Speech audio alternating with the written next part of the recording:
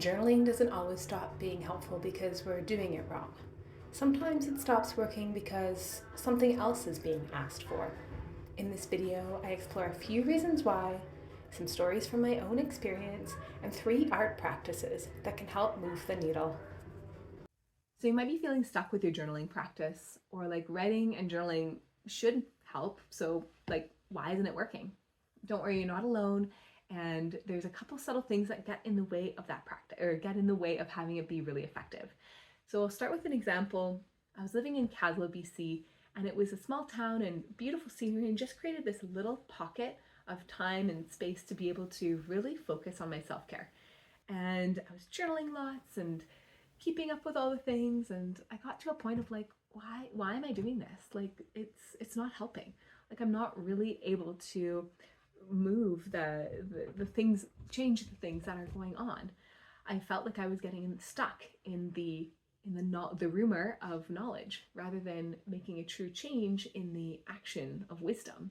And that's where that bridge, that piece in between, is where integration comes in.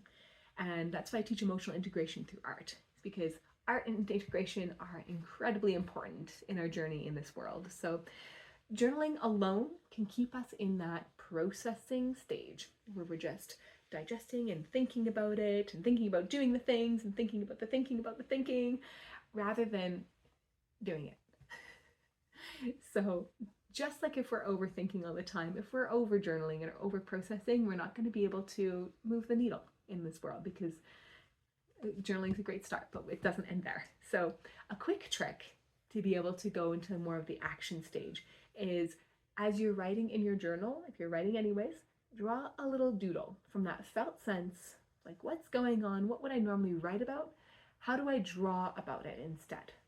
And so that brings us to more of a subconscious, non-verbal place, and we can maybe tap into those deeper levels and deeper layers of understanding. So if you haven't yet watched the How to Read Abstract Art video, I really implore you to, because if we're having a conversation with somebody and we don't speak with the language that they're speaking, the conversation's not going to go very far. I can speak from experience. But when we're speaking the same language, we can have a back and forth. And that's the same thing with art. When we speak the language of art, or we know how to read abstract art, we can have a conversation with it. It's super cool.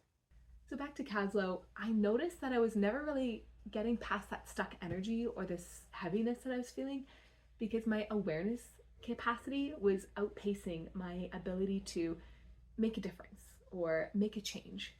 And that was a really frustrating gap.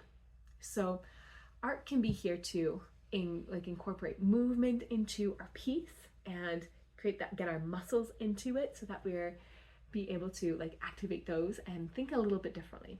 So it is in the Creative Alchemy guidebook, this next practice. This is some of the meat and potatoes of this video, but it is small scale. But I really implore you to try it on a large scale. It's one of my favorite to teach. I came across this in happenstance, and I was feeling really tense and nervous in my body, and I was like, how do I work with this? And so what I did was I had drawn out the outside of my body, the outline of my body, and then I had said, okay, how does my stomach feel? How do my shoulders feel? How does my chest feel? How do I fill this person in? Now, this is a very common practice in art therapy. I had no idea. I try and stay away from the therapy side. I'm here as an artist first and foremost, and I've just learned a couple of tricks about art along the way, and so I'm here to share with you from that lens. But yeah, it was just something that I happened to come across, and it was one of my favorites to teach, because every time I've done this, I've learned something new, and I've done this hundreds of times. I can't, uncountable amount of times.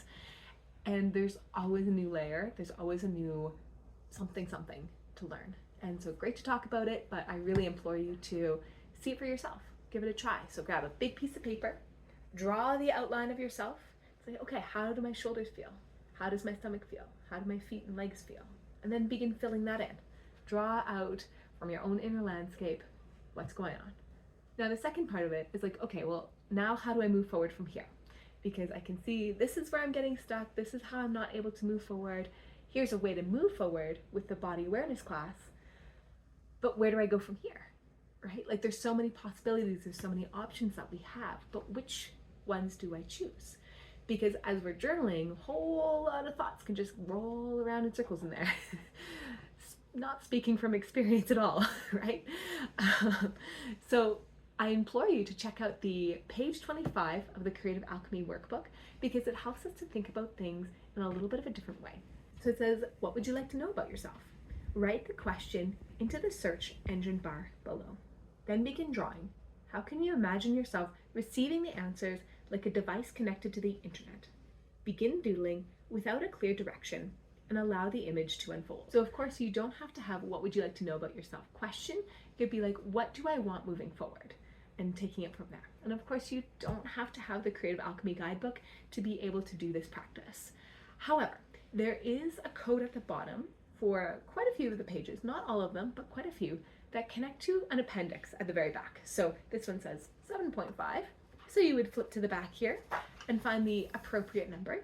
And it would ask you some follow-up questions and some follow-up prompts. And I think there's some super important information here to be able to support your practice and yourself to be able to really blossom and flourish in doing something like this. So I can't wait to see what you've created. Feel free to post it to the Facebook group, Creative Alchemy Guidebook Facebook group. And if you like this video, consider subscribing or sharing it with a friend. And if you want to buy the book, feel free to check out the link below. And until next time, happy creating.